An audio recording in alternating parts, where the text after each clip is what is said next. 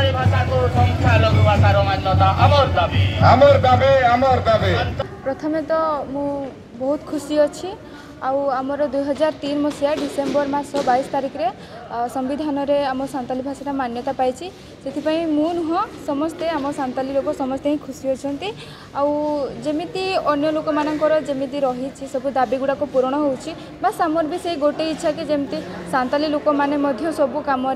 सबुथिरे मतलब सुजोग पातु आमती जमती अलग लोक गुड़ा कर काम आम भी जमती सेमती करूँ तो बस या ही। ढेंकानाल जिला कामाख्यानगर स्थित सारंगधर स्टाडियम ठारे आदिवासी मिलित संगठन पक्षरु 11तम अलचिकी भाषा विजय दिवस पालित हो जाइछि।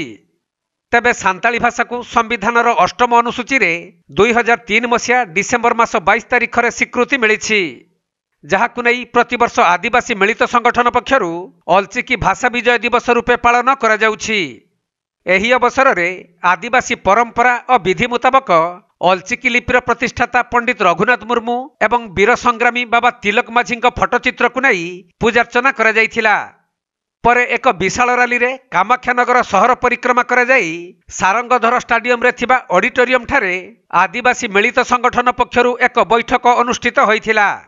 एही कार्यक्रम रे ढेंकानाल जिल्लार हजार हजार संख्यक आदिवासी संप्रदायर पुरुष और महिला माने सामिल होइथिबा बेले सान्ताली भाषा को संख्यालघु भाषार मान्यता, आदिवासी जमी को किणा बिका उपरे रोक, सारना धर्म, ग्राम सभा, जंगल अधिकार आईन और सान्ताली शिक्षक नियुक्ति भली प्रमुख दाबी करा जायथिला।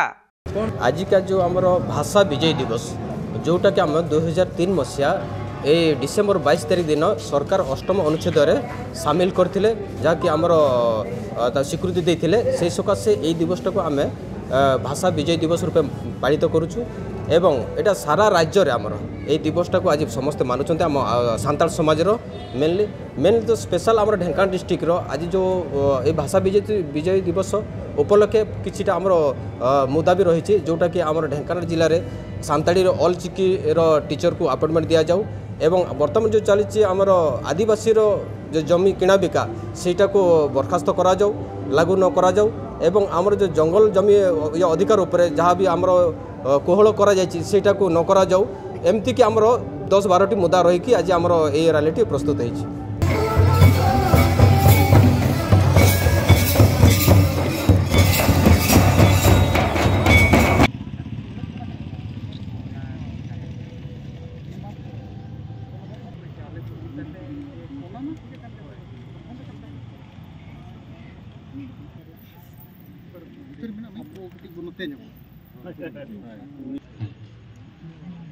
ढेंकानाल जिल्लारू असीम अमिताभ शतपथी रिपोर्ट कोणार्क लाइव।